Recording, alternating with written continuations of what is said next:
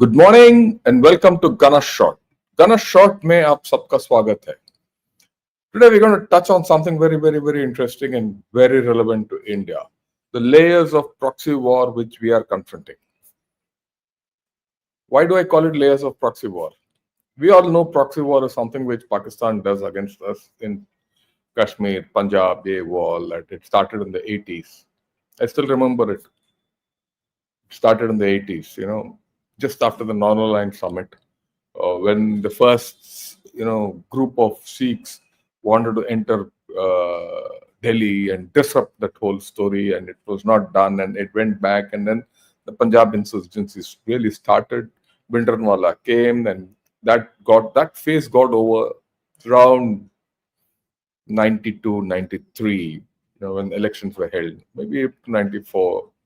Then simultaneously, the proxy war in Kashmir started. 91, 92, I remember still I was to be posted to Kashmir. And for some reason, I didn't go there. And, someone wanted me there part of to combat the CI ops. The things were quite different then. Things have changed.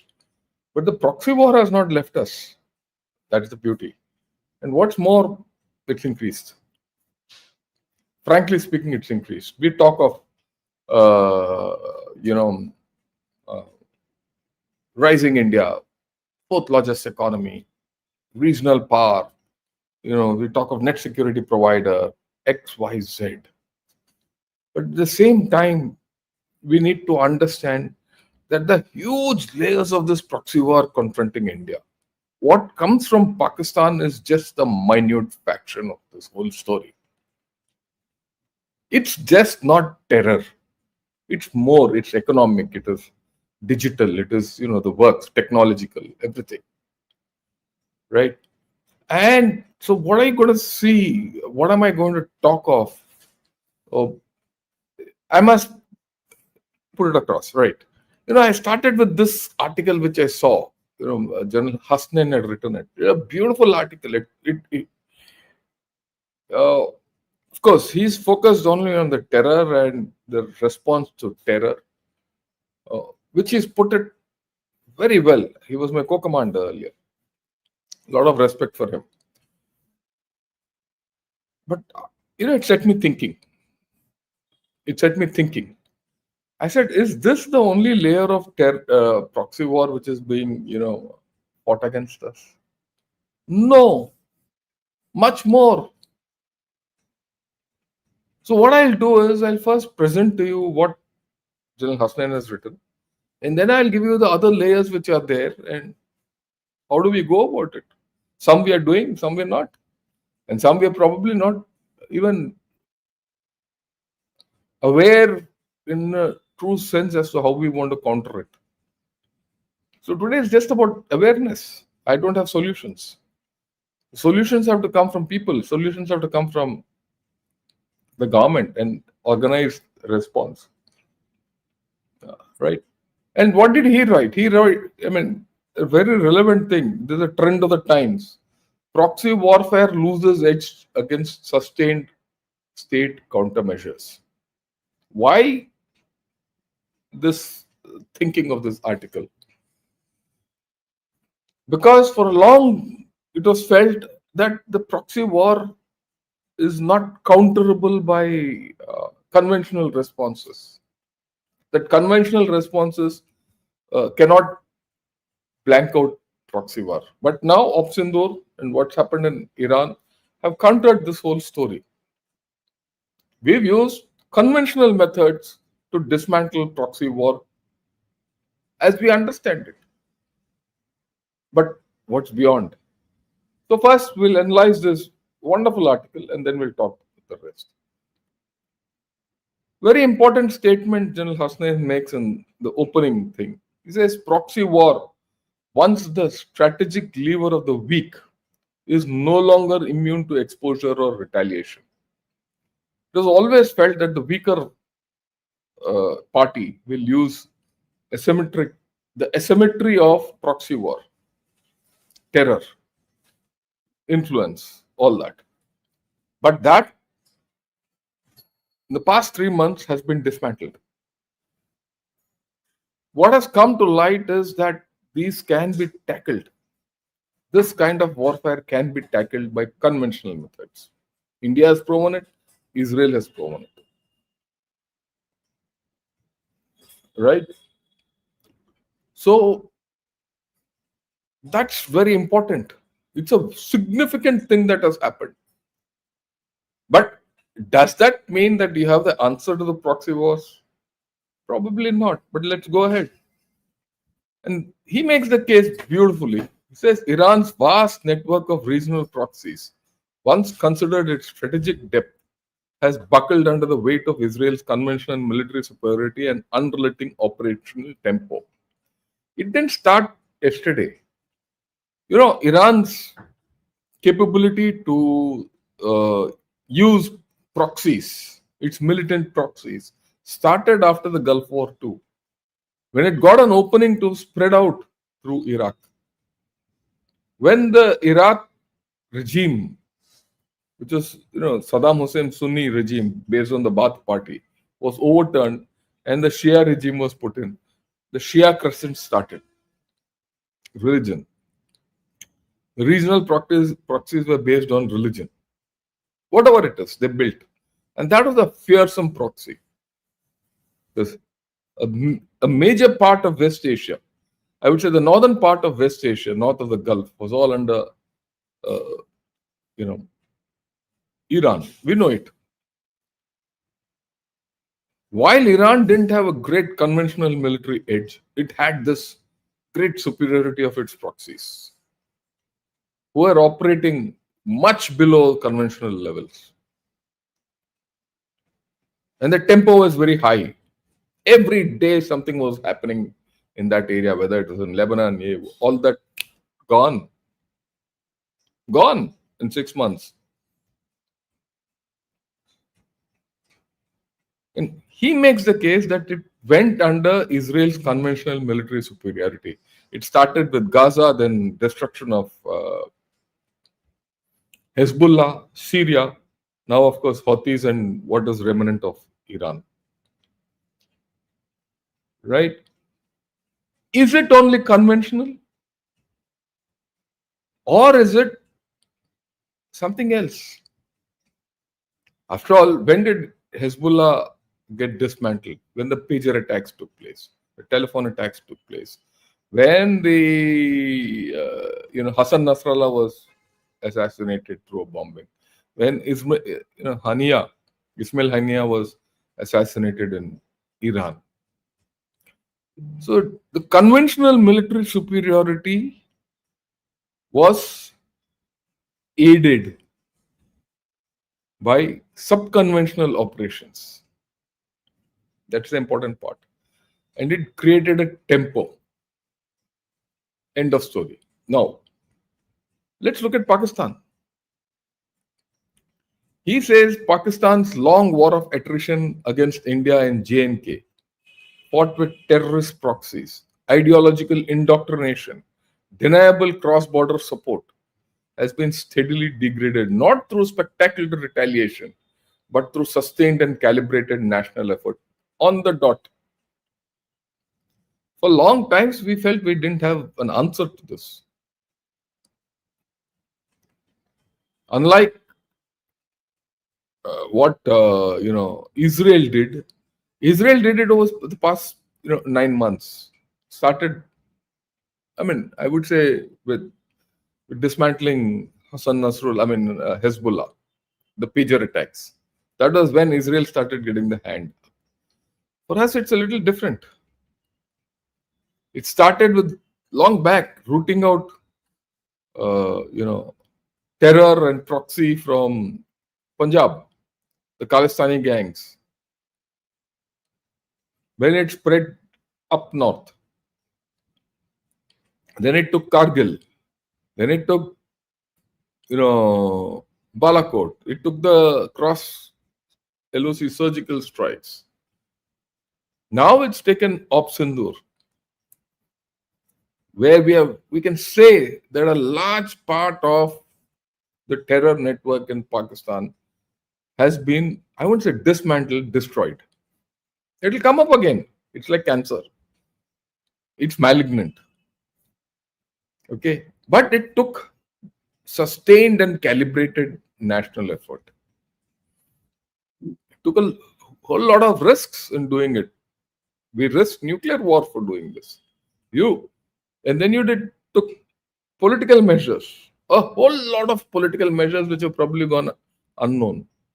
Things like Sadbhavna, Article 370. I think that is the most important political measure. Right? And then he goes on to say for 3 decades, Iran treated its proxies as a substitute for conventional power. So did Pakistan. Pakistan, so lame was this. It allowed Iran to operate below the threshold of open war, exporting disruption while shielding itself from direct consequences. Pakistan played this to a T. However, in contrast to Iran, which relied almost exclusively on proxies, because it didn't have that conventional superiority, because it was under heavy sanctions, it didn't have an air force, it didn't have a great ground force, it didn't have a great navy. Okay. Pakistan did something else. It paired its proxy doctrine with conventional escalation and nuclear deterrence. The spectrum of warfare, subconventional, conventional, and nuclear, it paired all 3. When it wanted, it went conventional, like it did in Kargil. When it didn't, it used the subconventional terror proxies with the nuclear. And it caught us in a bind. We didn't know what to do. Right? That's what he says. The aim was never conventional confrontation. It was destabilization, internationalization, and delegitimize Indian control over Kashmir through deniable violence. The violence was always denied. We're giving moral support, like what this fellow Hafiz is saying even today. When I say Hafiz, for those of you who don't know, we're talking of Asim Munir. We are giving diplomatic, moral, and that kind of a support, political support. Okay. That is the doctrine of 1,000 cuts, which Ziaul Haq enunciated. But I'll go back before that. It was not what Ziaul Haq enunciated. Ziaul Haq put it in a doctrinal form, but it was started by Jinnah in 47. After all, it was he who first started sending those people into, raiders into Kashmir, 47.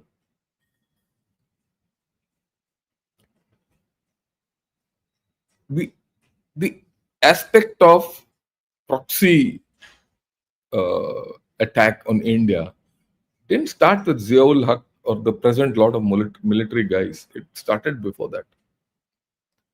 It started with Ayub Khan, who sent again raiders into J&K in 65.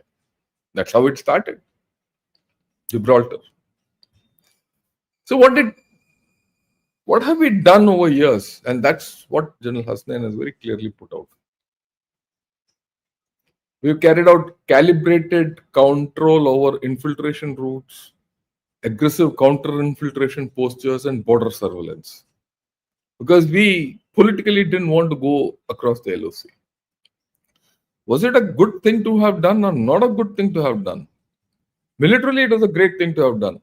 But I still think politically, we should have gone across the LOC. Even now, the thing which we are making a mistake is that the political outreach to POJK is not there. While their outreach is here, we have not done that. Because at the end of the day, proxy war has to be dealt at some level by proxy methods. It's not always conventional thing that has to be done. And this is where I think the time has come, and why I'm saying the layers which I'm going to talk of will tell you why we need to think differently. Because the kind of proxy war we are having will not get solved by conventional methods. There's no conventional answer. Our military does not have the answer to the kind of proxy war we are facing. This is a respite. What's happened in Op Sindoor is a respite. Let's not have any doubts about it. It will come back. Like he says, we did target all networks, terrorist networks, ISI networks, everything. It included financial, logistic services of separatists, militant groups, overground workers, and illegal terror financing. All that, we did it. We did it beautifully. And I think it reached a new level after Article 370 abrogation. Then we did a lot of information campaigns, ground level convergence. We undermined the legitimacy of park-backed narratives. And then we did the conventional. So far, so good. Then we re-established deterrence without losing narrative control. The narrative was with us, we re-established deterrence. But unfortunately, Pakistan doesn't think so. They still dared to do what they did in Pahalgam. Right? But after Op Sindoor, are we clear that Pakistan has learnt its lesson? That we should not go this route? I don't think so.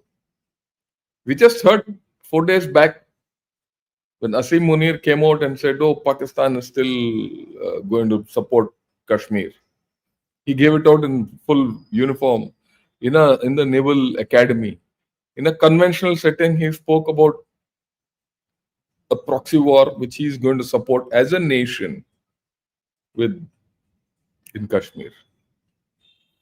He spoke of his brethren and sisters in Kashmir, how he's going to give political and diplomatic and moral and all kinds of support. So it's not gone. Okay, it's not gone. Suddenly you see in the past 4-5 days, articles and videos and things coming out of how Pakistan won in that, what's that, banyanless, what's that word? Of banyan. So, as per them, they have destroyed 35 of our airfields. That's what one of the ex-air chiefs of Pakistan has claimed today. So they're living in a hubris of deception. As per them, they have won. India lost.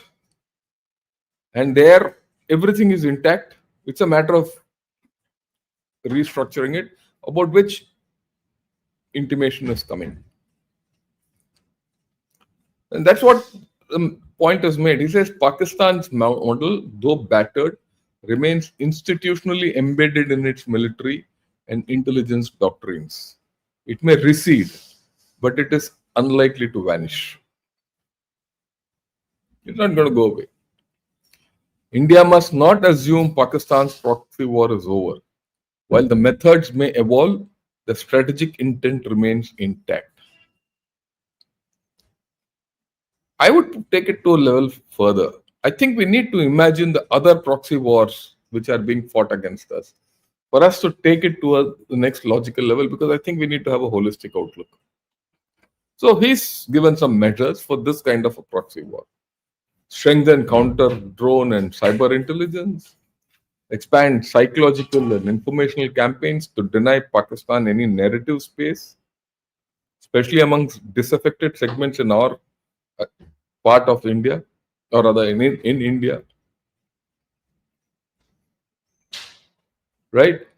Then you need to have diplomatic engagement with the Gulf and Central Asian nations so that you can shrink Pakistan's support base within the Islamic world.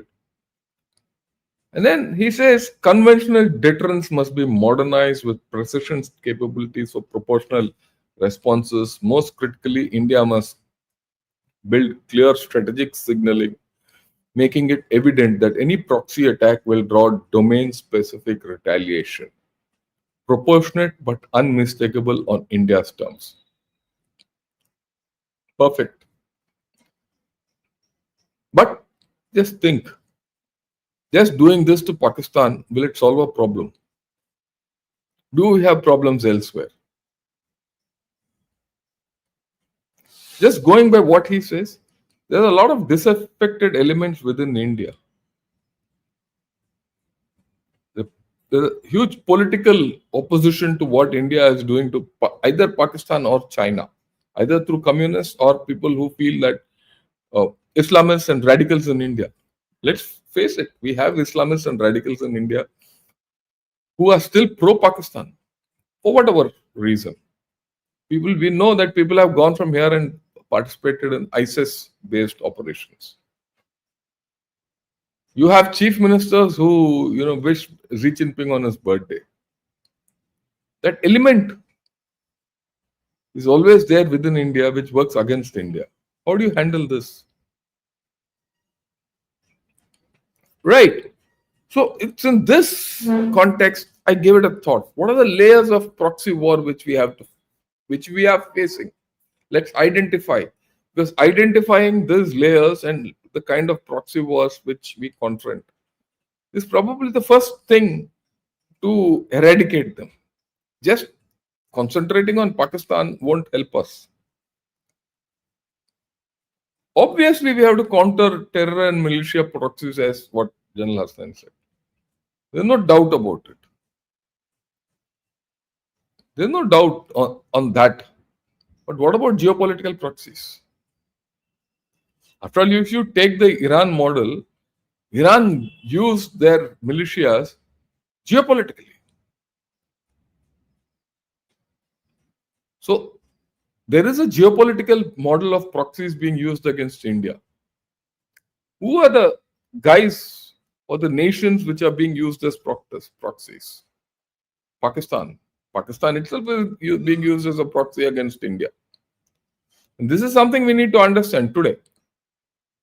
As we are talking of Quad, BRICS, and this and that great Indo-US strategic cooperation, trade deal, all that. Our prime ministers and BRICS conference in Brazil and external affairs ministers in USA. The undisputable fact is that USA has aligned itself, or Pakistan has aligned itself with USA. And Pakistan itself is now a proxy for USA against India, as far as I'm concerned. It could be against China, it could be against Afghanistan, it could be against Iran. I couldn't care a damn. But it is now a proxy against India. And that's what came out in Op Sindoor. If you have not recognized it, we are fools. Same thing happened in Bangladesh. If you think destabilization of Bangladesh affected China, it did affect China so far to some extent, but not fully. Then we are again living in a fool's paradise. After all, the destabilization happened at American interest, at American behest. There's no doubt about it. The problem in Sri Lanka became a proxy for us after we quit there. And this entire proxy business was being controlled by Norway or Dutch, wherever, that European guys who used to mediate between LTT and others. And then when they went, the Chinese came. And the Chinese came and, the Rajpaksas and all that, who are completely pro-China, anti-India. Now, we know now, just 3 days back, a Chinese vice minister called Pakistan and Bangladesh and sat in Kunming and did a deal. That's a proxy thing. Maldives. So we have, you call it string of pearls, call whatever you want. And just yesterday, day before, I analyzed the Chinese military capability and what they're likely to do. What is that they're likely to do? They're going to do the indirect thing. So that indirect thing will come through proxies. And those proxies are there. I mean, I've just identified, you can put Nepal also part of the proxies. right? So you have a system where both China and USA are using proxies against us. How do you handle this? Question is, how do you handle this? You can't handle it conventionally. Do you handle it politically, geopolitically? Do you handle it economically? How do you handle this?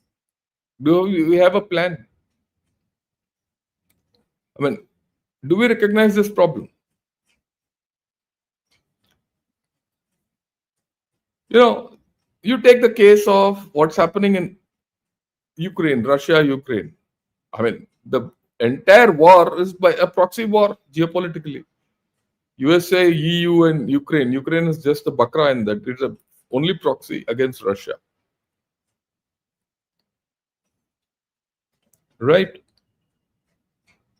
And look at Latin America, the kind of proxy wars which are happening, and look at Africa, which I have not lifted here. All that. If you see all their models to control resources, to control everything, you see that we are in a geopolitical war of proxies against us, directly against us. What do we do? Are you strong enough to create problems for USA and China? Or do you want to break the proxies? One way is break the proxy, like what Israel did against Iran and its proxies. Of course, that was a military approach. Is there a different approach for our proxies? Why I put Sri Lanka and Maldives? Our political approach or economic approach has probably solved these proxies to some extent. That these proxies are now going to be dependent on us, especially Sri Lanka. You're investing in their ports, you're investing in their docks, you're investing in many things. So Sri Lanka is going to be bound by you. That's a great approach. But what do you do with Pakistan and Bangladesh? Pakistan, of course, is a lost case. What do you do with Bangladesh? A population who's hostile to us. A leadership which is anti-India. So we have to think. We have to really think. Then look at the conventional proxies. General Hasnain spoke about sub-conventional proxies. That we've been able to handle the sub-conventional proxies through conventional methods. How do you handle this conventional proxies? I mean, I've written Pakistan, Israel, and Ukraine. Yeah, Israel was a proxy for USA against Iran. There's no doubt. And same with Ukraine for EU and the West against Russia. It's been 3 years between Ukraine and Russia. And Russia has not been able to solve this proxy problem. And I doubt if, Israel has been able to solve the Iran problem or Iran has been able to solve the Israel problem. That's going to continue. That's going to come up. So how do you solve this Pakistan as a conventional proxy? And especially because it is nuclear armed and it has got more sophisticated capability than Iran had. And if you go by what is on news, they're building one more reactor. And here's a nation which has got no economy left. It can't recover. No water. Nothing. But 2-3 things are going ahead. Its military development is going ahead. Its nuclear establishment is racing ahead. At one level, it is backed by China. At another level, it is backed by USA. How do you solve this conventional proxy? The locus of all the proxies is Pakistan. So do you need, this was my view earlier, but we had no choice, right? That there's no military options against Pakistan. So if there are no military options against Pakistan, what are those options which we have to generate for ourselves? Is it a nuclear option? Is it a subconventional option? Or is it an option of a mixture between subconventional and conventional? It has to be sustained. It's not going to be overnight. Yeah, we have started IWT. Do we have the political legs to go through it? Do you have the commitment internally to go through it? Do you have the budgets to go through it? These are the questions which we have to answer for ourselves. Do you have the conventional capability to ensure that Pakistan, cannot respond? Cannot respond. I'm not saying will not respond. Cannot. If you had that and you had applied it, probably option the results would have been different. So you have to develop those conventional capabilities, which will ensure that the Pakistan's conventional capabilities are stymied before they can be applied. Then you have technological proxies. And that proxyism will continue. Illegal transfer of technology will continue. How do you stop that?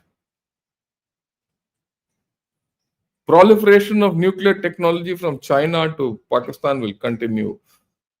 Proliferation of missile technology from China to Pakistan will continue. Proliferation of arms will continue, irrespective of whether they do well in war or not. So what do you do? That proxyism in our case is there. I mean, China has this track record with North Korea. Now there's the news. Will Iran be the next North Korea? And I'm going to examine it. What's the implications of Iran being the North Korea in this area? How do you handle that? So these are some of the hard questions which we have to answer for ourselves. Then this is also an era of economic proxyism. Okay. China has used Vietnam, Malaysia, Bangladesh, and many more countries as economic proxies in its war with USA. And this war didn't start yesterday with Trump's trade war. It started with the WTO. They offshored all their businesses after 3-4 years back after COVID to all the other countries. From the other countries, which are all surrogate proxy countries, they started exporting to USA because the tariffs on China direct were increased. And it didn't start with Trump, it started with Biden.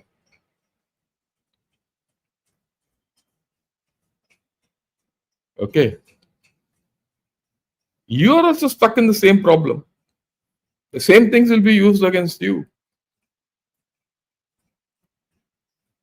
Then the proxyism extends to financial weaponization and sanctions. You see how Russia has been sanctioned. Yesterday, that chap, Senator Lindsey Graham, he's come and said yesterday, day before, that look, unless India stops buying Russian oil, we'll put 500% tariff. And I've spoken to Trump about it. And this is at a time when you're going in for a trade deal with USA. Or external affairs minister sitting there and talking of Quad and cooperation. So they're using the economic proxy against us. Export control will come in. Where do you go? Right? So you see that India has to have a clear response, which is geopolitical, it is military, it is economic and technological response. A large part of this response is from within.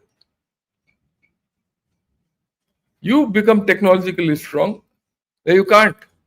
Okay, let's look at it this way. If suppose tomorrow we are slapped with sanctions, is there a way out for us. We have had tremendous experience with sanctions. I have no doubt about it. Okay, we've gone through a lot of sanctions. We know how to handle sanctions. We've gone through the pain of sanctions right from 71 war. We went through MTCR, everything, and but we came out of it. But that was an India of a different era. Are you ready for sanctions today? When your ambitions are to become the fourth largest or the third largest economy,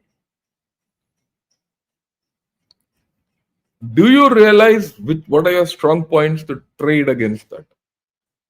That, okay, you put sanction on me, I'm going to do this. Do we have our game plan ready? Do you have our chessboard ready? For example, very simple, but let me explain. Oh, rare earths. China said we'll not give you rare earth magnets and all that. So what have we done? We've said we'll not export rare earth ores. Period. Because China was getting our rare earth ores from somewhere else through third parties, through proxies. Because this economic world, there's a lot of proxyism going on. So you have a way out, and then you say, okay, I have rare earths. I have rare earths. So let me develop my own and start trading. We might look, that doesn't mean you escape the pain of all these sanctions. You have to go through that pain because you didn't think of this, say, 5 years, 6 years back. Because the lead time for us to use those rare earths and convert them into magnets or whatever material, actual minerals, the lead time is 4 to 5 years. Right? And till then, what do? Suffer? So the whole story which I'm trying to put across is definitely Pakistan is the spearhead of all proxy war. But behind that spearhead, there are shafts. And along with this spearhead and shaft, there are minor pinpricks which are going to come to you from others. Do we have a plan to counter these proxies? We need to have a country by country approach, proxy by proxy approach. Then, and most importantly today, let me put it across. I'm not too bothered about China today. Because China is going through its own problems, and those problems are not going to come out easily. Right? The country of concern to me is USA. Because USA is speaking very clearly in 2-3 different tongues. If there is one country I'm not comfortable with today, it is USA. Right? Let me be very honest, I didn't expect it. Like everyone else, like all of you guys, I also didn't expect it. But it has happened. So if it has happened, is there a change necessitated by our thinking? By our orientation towards USA? If they are transactional, should we be also transactional? There's no love lost. But this is a big question. This is the big question which I leave. The country of concern to India today is not China, it's not Pakistan, it is not Russia, it is USA. We have to solve that bigger question. The smaller question of Pakistan is something we can solve. Right. I've done. Let me take a few questions. I hope you people have liked this video. If you have liked this video, do press that thumbs up button, subscribe to Gunner Shot, and also join in as members. I still maintain, I don't understand why subscription to Gunner Shot has gone down, right? Or for that matter, views have gone down. I mean, okay, let me, yeah. Kamath, good morning. Right. Yeah. Hans also good morning. Akash Jai Hind. Okay. Narsimha Rao, good morning. Vani Raju also good morning. Jeet, good morning. Rohan, how are you? Okay. And Lofi also good morning. Roshan, good morning. Rohan, good morning. Yeah, we have said that. MK Sundaram, also Ram Ram. Mrs. Claire's morning. Vani Raju says, RBI bringing the United Lending Interface soon. Please make a session about ULI. It will be a game changer for merchandise department as well as our youth has utilized this opportunity. No need to Google. Let me have a look at it. I don't understand it so far, Vani. So let it come out, let it roll out, and sooner or later I will get back to you on this. Right? I'll be very frank with you. I'm not too clear about it at this point of time. Any comments on the demographic change in Northeast Christian countries funding the change, Philippines, infiltration from Bangladesh, native cultural being completely destroyed? I don't think that is happening because Northeast turned Christian long back. It turned Christian, during the British times itself when we didn't have control over it. Okay.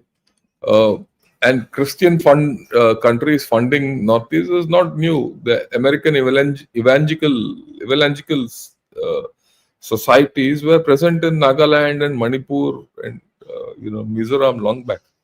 Nothing new. You're not talking anything new. Okay, and infiltration through Bangladesh also will not reduce. Let's be very clear. For the simple reason they have no resources, people are there. It will happen. So you have to tackle it differently. These internal proxy wars are an instrument of political party policy. These political outfits continue with the British divide and rule concept and cloak it with deniability, your views. It's more complex than that. It's more complex than that. At some point, to some extent, what the Prime Minister has done by sending those multi party delegations to various countries will help. But this is something which we need to capitalize on. Already, I see a certain shift happening in public statements by opposition leaders, but I think the time has come when the ruling party, the Bharatiya Janata Party, and our Prime Minister have to take the opposition along with them. It's okay to compete for votes and all that. And you say mera chaddar is whiter than yours. That's okay. But the deep polarization which has been evident between our opposition and ruling parties at state level and central level has been horrible. If we can get over that, a lot of this proxy effort can be taken off.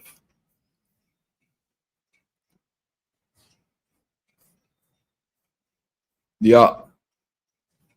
Tejovati, good morning. And Sylvia says, good morning. Lots of love from California. Thanks a lot, Sylvia, from California. California is a nice place. I've been there a couple of times. Jai Hind, Neil. Quad has refused to name Pakistan in the statement but has condemned terrorism. Is this a bittersweet victory for us? What is the purpose of Quad from our point of view? I'll do this. Quad and BRICS, we'll do it tomorrow. Tomorrow we'll do this, right? Quad and BRICS and what's the use? Good morning. Proxy war in today's time are like viruses. Rising one's immunity is the only answer. Completely agree with you. How do you do it is the question. And a lot of it comes from within. It's not external, it is within. There's a huge difference between sub-state actor like Hezbollah and country like our Padosi Mulk. Padosi Mulk allocates direct resources. SF soldiers signing up for terror challenges way forward. No, I don't think so. I don't agree with you. You must understand, Hezbollah was funded by Iran. It was raised by Iran. There's a bigger there's a great sophistication in the way Hezbollah came out. It was not only a political party, it was also a militia. And it ran a government of its own within a government. And there's a lot of lesson in that. And some way, probably there was an exchange of views between what Hezbollah was doing and what Pakistan was doing within Kashmir. And how our own political parties were sidelined. Right? Israel took that out through surgical action. We took it out through political action. That's a difference. And my view is for most of these proxy actions, the political action is more important. And that's what we are missing out. I think today's Indian government can see through the Pakistani mindset. That is why its policy of not differentiating between terrorists and Pakistan army. I agree with you, Sylvia. There's no doubt our government has this thing, but there are problems in this also. The problem is, if suppose Pakistan carries out a terrorist attack today, what will your answer be? It's nice to say I'll carry out war. How? If suppose Pakistan carries out a terrorist attack in which there is no direct involvement of Pakistan immediately, how do you declare it as an act of war? So these are the complications which have come up because what has happened in Op Sundur is we have raised the bar. And if Pakistan crosses it, how do you handle Pakistan? This is a question which India has to answer. There are no easy solutions. It is not one solution which is going to work. There's more. Unfortunate that INC and other political outfits think that the citizens do not understand these proxy wars. They still think that the USP for electoral victory is roti, kapda or man. I will not completely agree with you because there's become a trend for many people to run down the Congress and to think that they don't know what issues are. I dare say that we're not given them enough space, and rather we also have to understand. Look, they've got a lot of seats one way or the other. People have faith in them. There's a pluralism of our democracy. We need to respect that. And like I said, the things which have happened in Op Sindur might lead to that, but let us see. Yeah, isn't it the case that the US creates proxies and uses them to destabilize nations that don't align with its interests and to change regime change of its choosing? This is what I was talking of, Sundaram. That's my worry. That's my concern. That's my concern. And destabilization, where you can't do democratically, you can do undemocratically. And the US is very good at it, and it has got levers of power to do it within India. Buddhist Tibet will not rebel like fanatic Islamists, so we'll talk of that separately. No. Yeah, there were reports of Pakistani channels being unbanned again. Why should this step be even taken? No, I think we should not have banned them also in the first place. Let them talk and counter them rather than not knowing what they're doing. It's a matter of thinking differently. Yeah.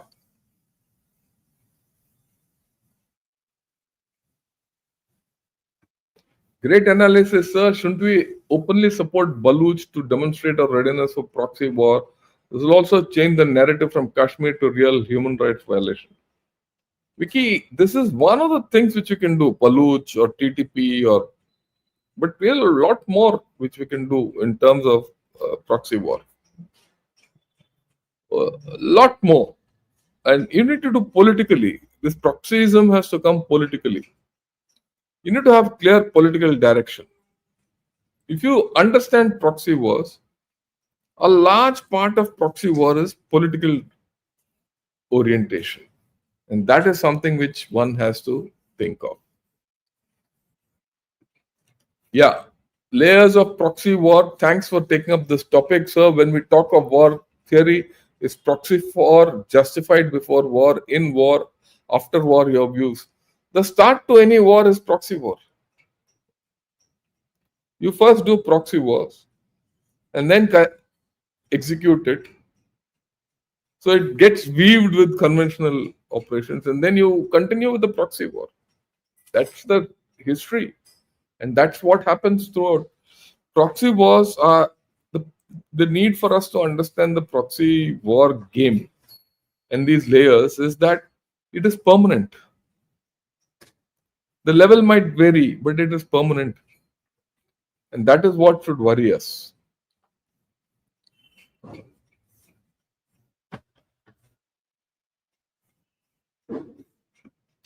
Yeah, I have classmates in Metis government, and they said after the PM entourage left for African visit, the pressure came from Bollywood to unban because channels banned by MIBs.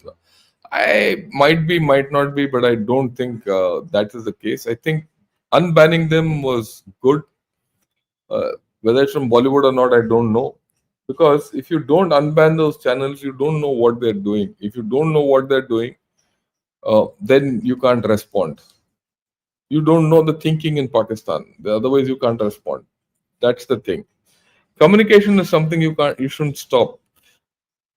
Some way or the other, you should have capability to respond, and that will come only through communication.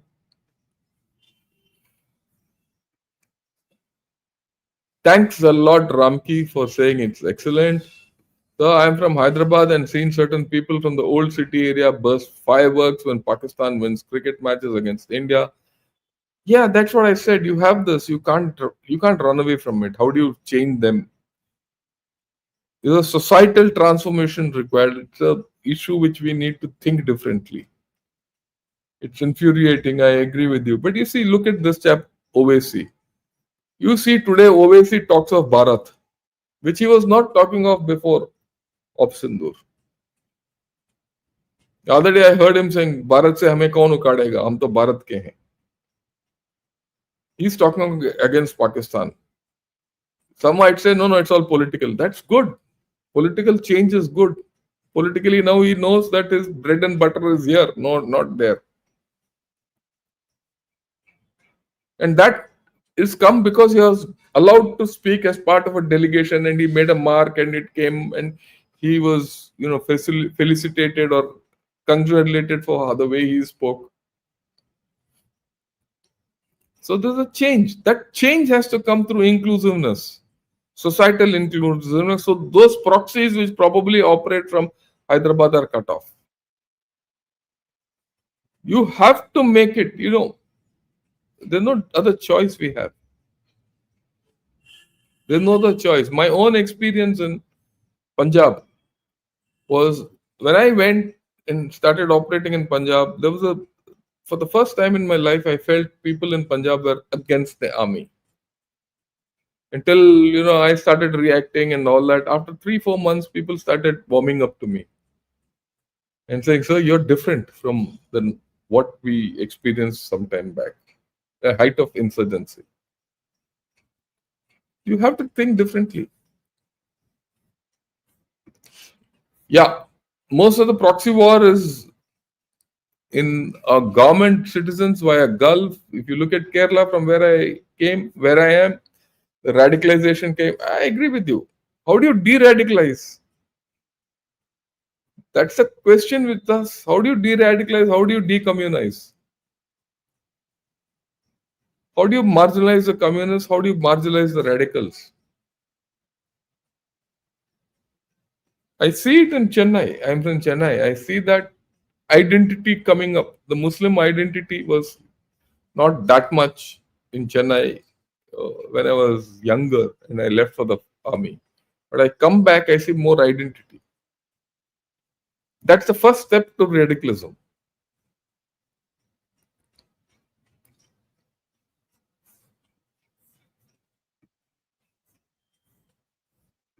On the flip side, Pakistan wants the world to think they are a proxy, allows them to blame. Yeah, that's it. That's a psychology. I agree with you. Proxy countries new normal. It is. I'm glad some of you started thinking the way I'm thinking. I mean, I've given you a new idea of this business of proxy. Some countries thrive as proxies. They don't have an identity of their own. They will lend themselves to be proxies. Pakistan has a huge history. Qatar is the biggest supporter and funder of jihadis. I agree with you. Yeah. Let me take some new people.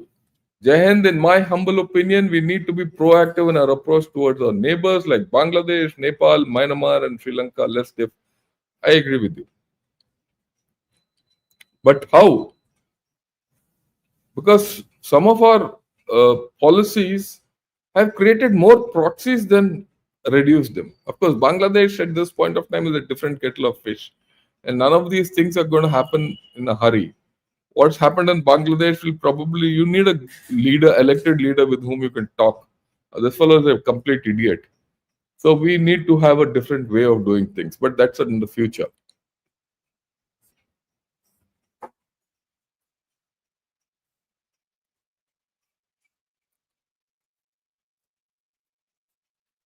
Yeah, Vasu, good morning.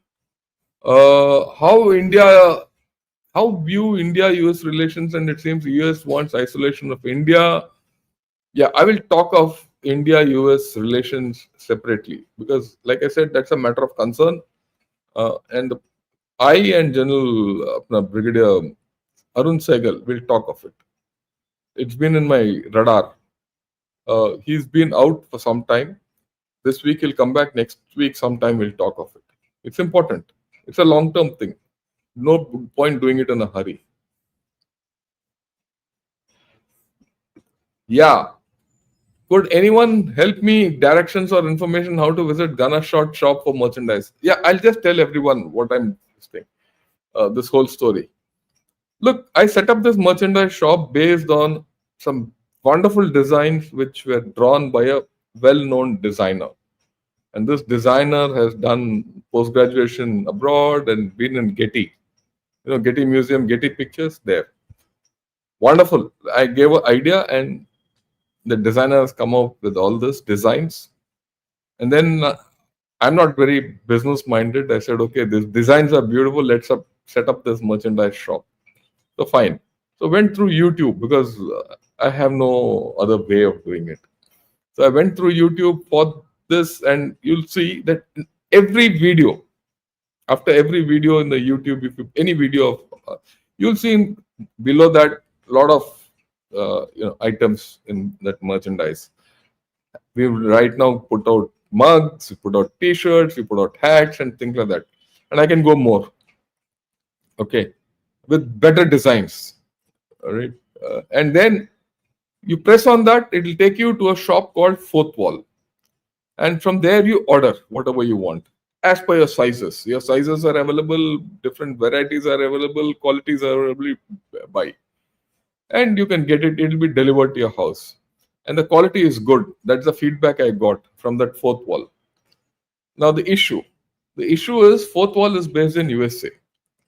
For those of you who are in India, it's not economical. I'm being very honest. I myself didn't buy one for myself because it's prohibitively expensive for someone in India. So I'm trying to locate someone who is in India who can make the same thing and who's affiliated with YouTube because that will be easy. So the moment you want to buy that merch off YouTube, you don't have to go anywhere. Press that link or press that item behind underneath in the just be under the video link and the description. Those things come out. Press anything and you can buy order. But right now it's abroad. Maybe in about 10-15 days I'll get it in through an Indian merch. This thing. So just be patient. Right. The designer was fabulous, so I fell for it. Otherwise, I wouldn't have gone. But I think it's worth it, and that I've also encouraged the designer not to charge too much profit. What that Fourth Wall was saying that you can charge us profit, I've cut it down by 50%. I said, don't take so much profit. If that's the case, you don't. And those people who have bought, who are abroad, go ahead, buy, worth it. And if you need anything more, let me know and I'll get them made. Right. But uh, right, and I'm going to put more guns and more missiles and all that. That I'll get a huge bouquet of those designs. And we made one with a tank already going to come in. So, and soon I'll get them made for India also. Just be patient, okay? So I hope Sundaram have answered that question, right? So also speak of the point 0.5 front spoken by General Rawat. Yeah, this is part of that 0.5 front which I'm talking of. One solution for us is to create proxies as well in Baloch, TTP for Pakistan, Tibet, Taiwan. Yeah, I agree with you, but we have to have a game plan for it. That's the important thing, that we have to have a game plan for it. Right. If you don't have a game plan, there's no this thing. Yeah. Yeah. Thanks a lot, Wolf, for having grifted 5 Gunnershot members. Yeah. Sir, should India increase its internal homeland security with parallel forces taking over? I think that's one of the things, we need to have more emphasis on homeland security with states on board. What the states can do, what the local policemen can do, no paramilitary force can do. What people can do, NCC and things like that, home guards, they are the ones who can do a hell of a lot because they know what's happening in their mohalla and everything. Let me also explain to you. I was deployed in remote parts of Assam and jungles, really, absolute jungles. I had no intelligence. I had no way of developing intelligence in those tribal areas.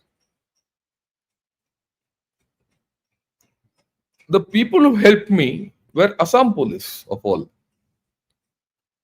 Tribal Assams, tribal policemen of that area.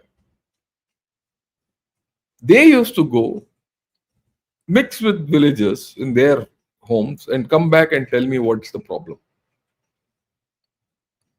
And we used to solve the problems. And when we started solving their problems, then we started getting information about terrorists. And what were their problems? Their problems were simple: water, ability to go from place A to place B. Very simple problems. India has very simple problems. If we can solve the simple problems, the complicated problems take care of themselves. Yeah, that's how it is. Okay. Yeah, your cartoons are superb. Thanks a lot. Today I didn't have a cartoon because today, to be very honest, I just came back from the walk. I just had about half an hour where I just uploaded and got ready, and I'm here.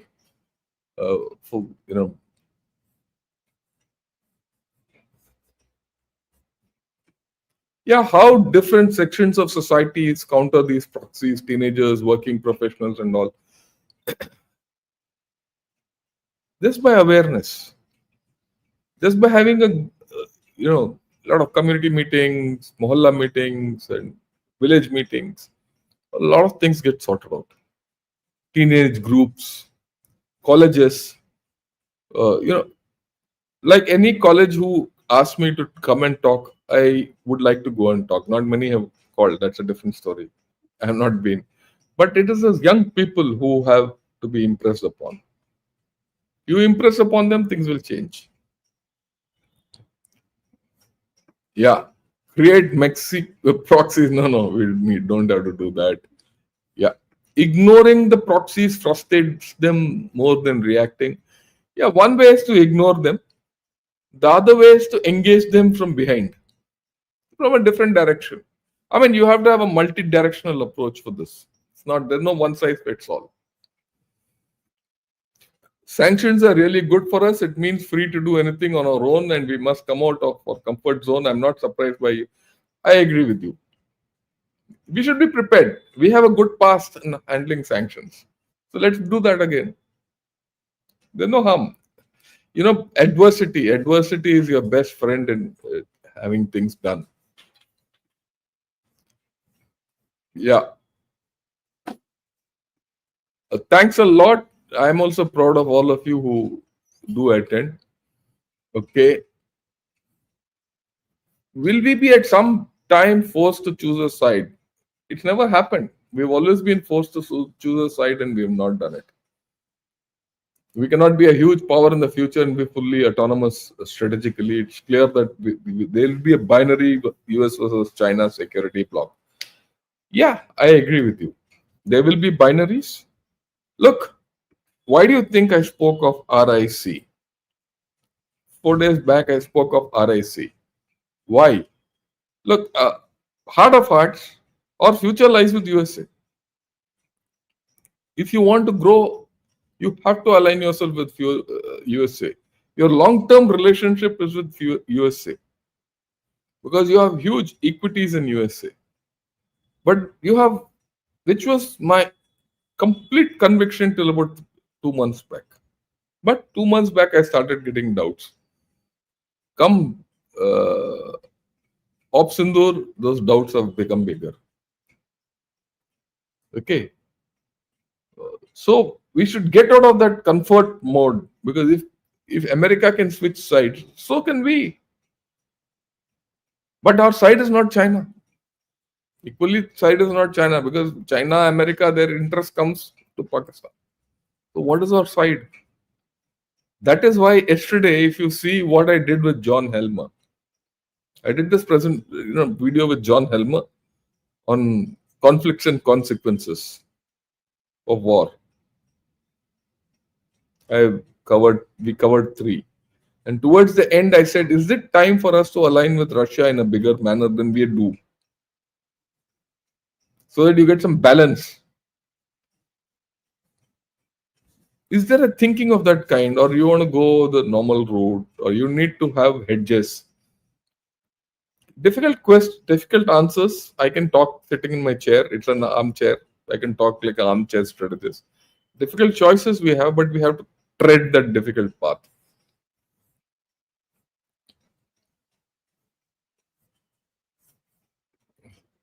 Yeah, the bigger question of USA was expected to come one day when India had to choose Russia over USA. I think so. We don't have to choose one over the other.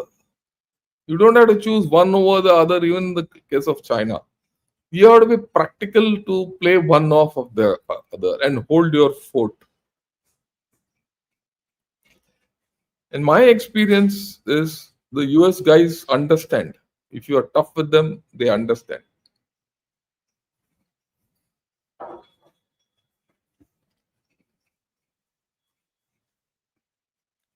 Yeah, how much this BJP government is successful in tackling these proxies? Well, external proxies they have tackled well so far. Internal proxies, probably not well. Probably not so well. You know, they need to do more. I'll put it that way. The violence in the country has come down, there's no doubt. And that violence would have come down anyway with progress. As people progress, the violence always comes down. But the thinking, you need to do a lot of political thinking for this. It's not vote bank thinking. There's a difference between vote bank politics and building national nations politics of that. They're 2 different things. Of late, I see BJP trying to build the nation, which was not evident to me earlier. Yeah. I don't think we have an option to sit in the camp of USA, given that USA is untrustworthy. We are surrounded by anti-American regimes, and we have dependence on Russia for. I agree and disagree with you, VS. We have to sit in some chap's camp if you want someone else to sit in your camp. It could be Barsati, it could be seasonal. But you should not say that I'm not going to sit in anyone's camp. Our future lies in how you balance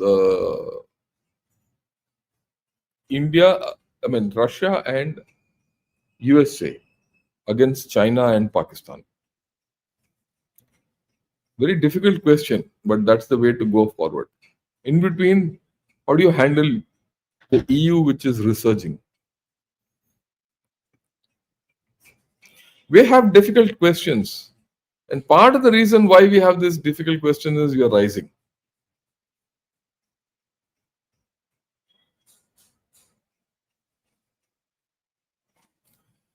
Yeah, India's population has fallen below 2 per woman as per some claims. Would we have a demographic change like China in about 20 years? Not 20 years, maybe 30, 40 years. It depends on how we grow and how our values get eroded. I don't know at this point of time. I don't have answers for it.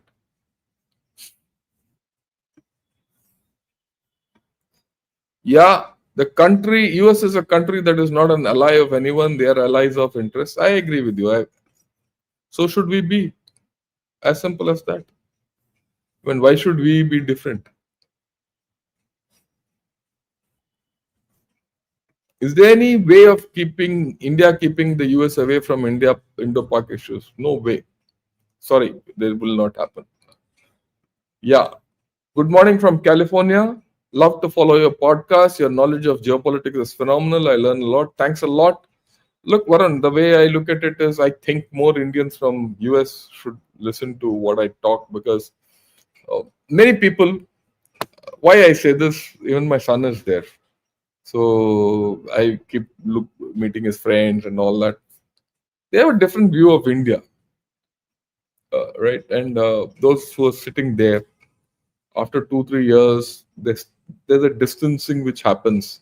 Because when they come only for a little while and go back. They don't understand grassroots India. And that is what is something which I want to convey to all of you. You're looking at a different India. I see a different India from what I saw when I was a young kid, when I go on the streets, everyday life. A lot of things have changed. And that's the India I want to convey to everyone. And it's a very powerful India. Remember, we're one of the most powerful countries in the world. We don't understand our own power. And those of you who are in USA are actually the power of India there. You're projecting power. You're projecting power, India's power there. And that's something which all of you need to understand.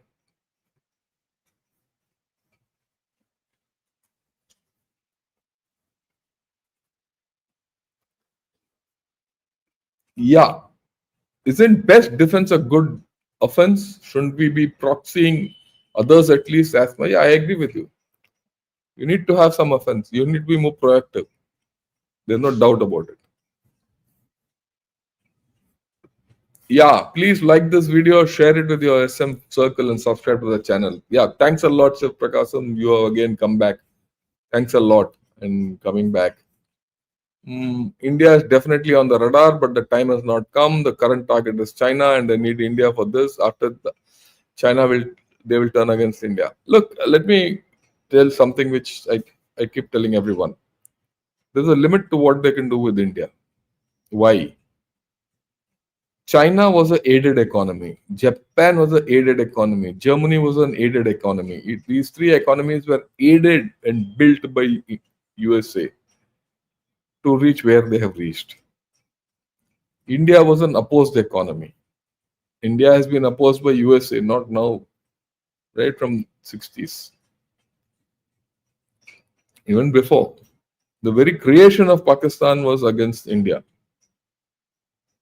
The entire West doesn't like India because they see that India cannot be controlled. They can't target us. Okay. On the other hand, just think for a minute. You might like or not like Mamdani, who's so active in US. The US people also might like or not like Mamdani. But it is a phenomenon which is happening with Indian origins. There'll be more Mamdanis who will come up in the future. There'll be more Usha Vances coming out in the future. There'll be more Kamala Harris which will come out in the future. Many of you who are in USA, your children will all be US citizens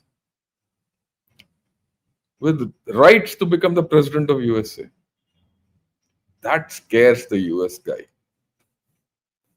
Not the Chinese. The Chinese don't have a political sense. The Chinese in USA have run away from their political system and they would be loved to be apolitical. But we are democratic. We understand democracy. We understand democracy better than the Americans. We understand politics better than Americans. Okay?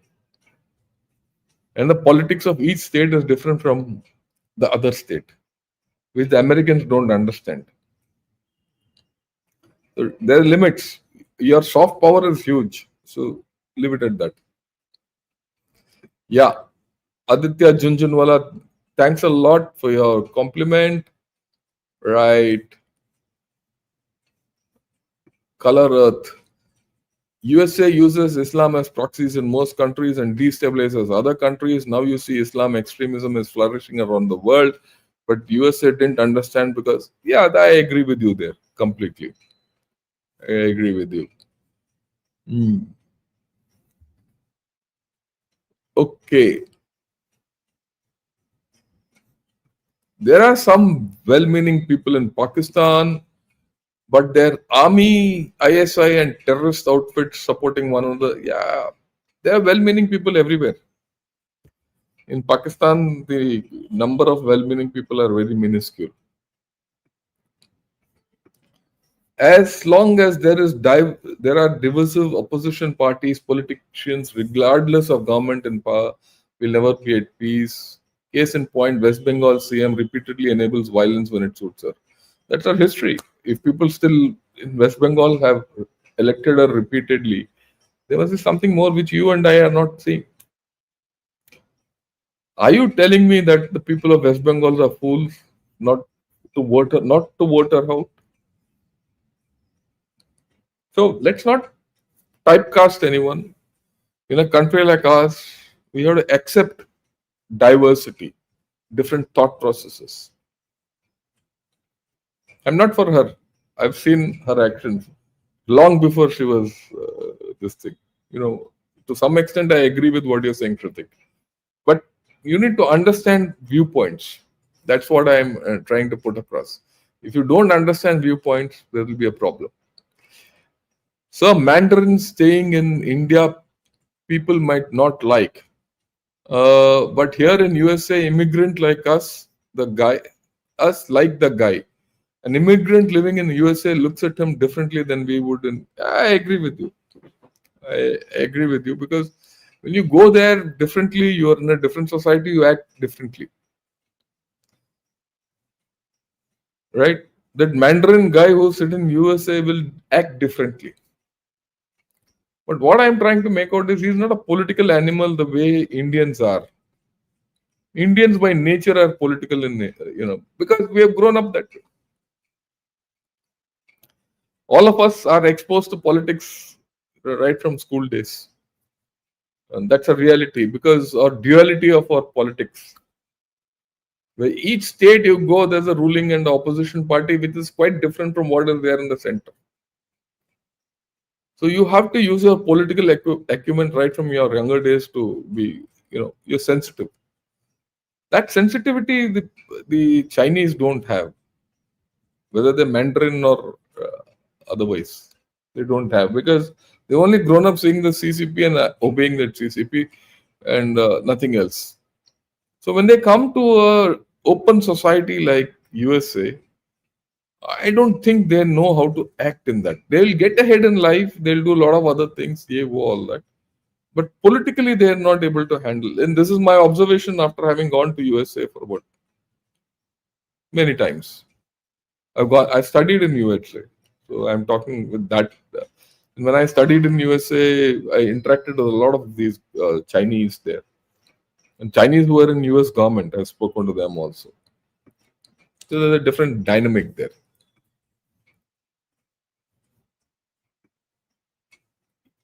Yeah. Has our government absolutely lost its mind by unbanning pack? We've discussed this. I enjoyed much your conversation with John this morning. Thanks, because that was a very educated conversation. And John was speaking, which I know is a different viewpoint completely, not my viewpoint, against my viewpoint. But yet I spoke to him. Why? You have to converse and understand viewpoints. I mean, John is very uh, entrenched in Russian point of view, and he stayed ever so long in Moscow. He's not a Russian, right? Incidentally, he's an American who's staying in Russia because he had his wife and he lost his wife there, and he has a viewpoint. We need to understand those viewpoints. We have a different viewpoint about Iran. He has a different viewpoint of Iran. He has a different viewpoint of China. We have a different viewpoint of China. So we put across our viewpoints, and I'm glad you enjoyed it. And I would recommend all of you to see that video.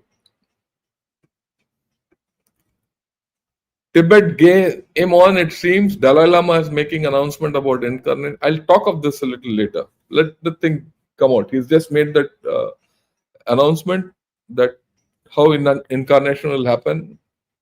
We'll get to that a little. Maybe next week I'll talk of it.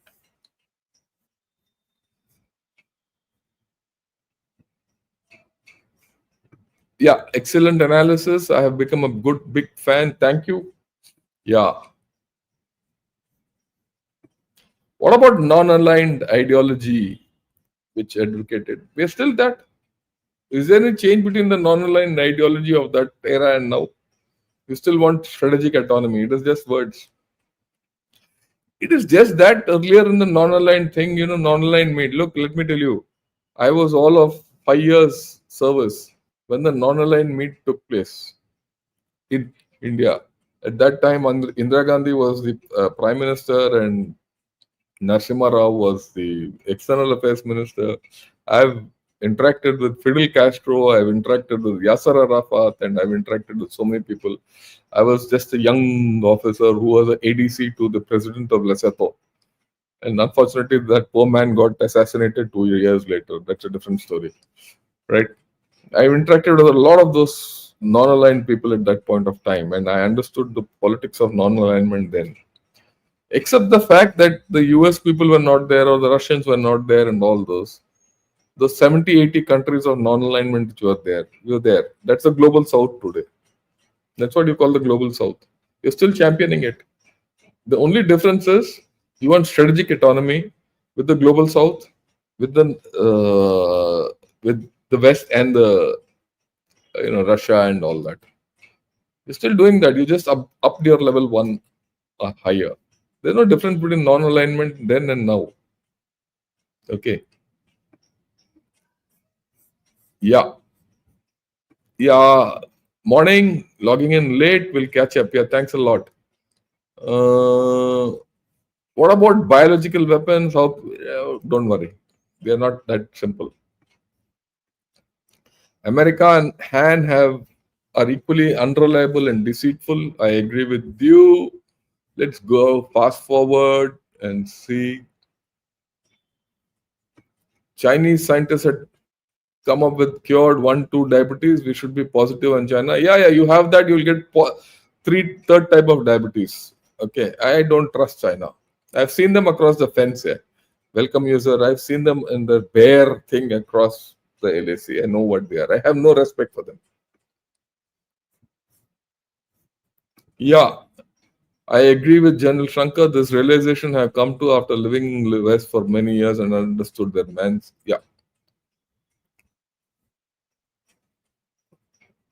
What is Usha Vance good for? She is good. You know why? She takes your mentality there. Okay? She might not do, she doesn't have to do anything directly to us. She doesn't feed me. She doesn't, but there's a projection. Is there an equivalent of Usha Vance in Chinese? Or for that matter, Russian? You don't have. That's the thing.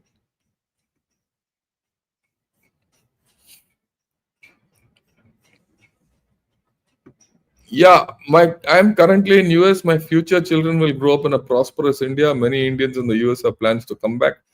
I have no issue. I have no issue both. US, you can you need to be thinking bigger, and India will be prosperous. People will come back. I have no doubt. I'm also hoping my son comes back.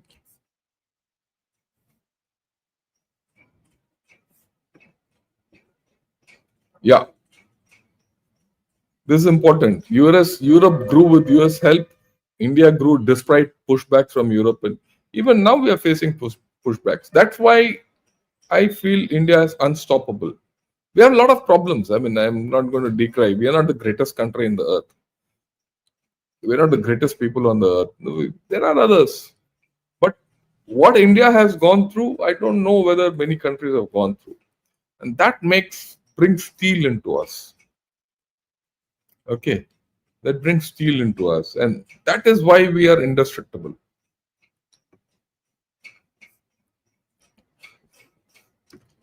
Sir, concur, American kids of Indian origin have little interest in India. They are more American than Indian. India, in my views, must not be dependent on Americans of Indian. No, I'm not dependent on them. But they are a constituency. They will root for America like this. Vivek Ramaswamy, if he becomes the president of America tomorrow, he will talk for America. He's not this thing. But somewhere or the other, he will seek his roots. And that I'm very confident. As we become old, that happens.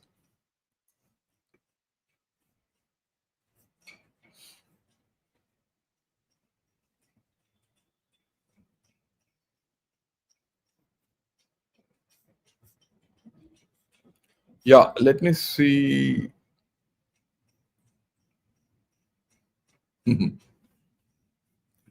Pakistan officers, yeah, welcome user. It seems to be from Pakistan. Officers get their certified official diploma from the US Army's Command and General Staff College. They are accredited.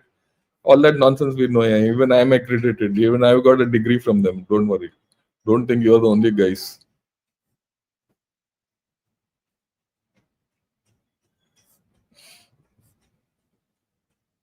Yeah, never trust Chinese. I agree with you completely.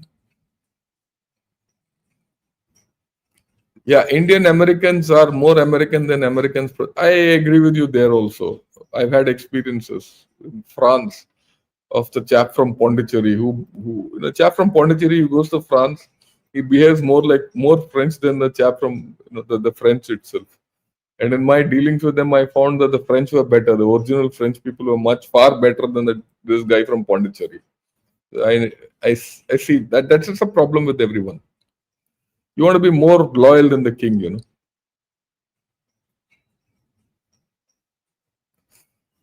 Concur, difficult to trust the Chinese. Yeah, I agree with you. Yeah. Yeah, Highlander. Good morning from Arunachal Pradesh. Your views on CCP build up in eastern sector. Thanks a lot. I agree with you. I've also been to Arunachal. I've been right up to Kibitu. I've been up to Bumla. I've also been to Anini, Rowing, and all those places and those wonderful places. And everyone from Arunachal with whom I've dealt with are great people. And they have no commonality with anyone from China whom I met. And they're more Indian than many of us. So I have my complete respect to people from Arunachal. Yeah, like your humor, which you rarely expect. Yeah, yeah. we have to be smiling. Right. Thanks a lot. I've done for the day. I hope I've taken most of the questions. What I'd like to put across to you is today evening we're going to have a slightly different session. Uh, my session today is about what's happening in Afghanistan and how Afghanistan is handling China. Right, join in at about 8 o'clock in the evening or 7:38. I don't know. This will be a thing with alternate media, and it'll be in Hindi. I'll intersperse English also so that people from who don't understand Hindi also can put in because there's something funny happening in Afghanistan. And Afghanistan has cancelled a huge contract with China, which no one else has done. I want to talk of what's happening there and plus other issues concerning China. Till then, join in. And I like to keep my morning sessions more interactive, and I'll take more questions, right? And get your views. I see your views. I like the idea that all of you are agreeing or disagreeing with each other. That promotes better understanding of viewpoints and getting more interaction. So join in. Morning will be more interactive. I'll have more time to do everything, right? I mean, I'm relaxed. After this, I'll have my breakfast, old man, and then I'll go to IIT in the afternoon and interact with whatever kids who depend on me for my for that thing. But evening is a little rushed because it depends on someone else, right? Morning is my time, and my time is your time, right? That's why I say, please join in. We need to have more conversation. Okay. Okay. Thanks a lot. Have a great time till evening. Jai Hind.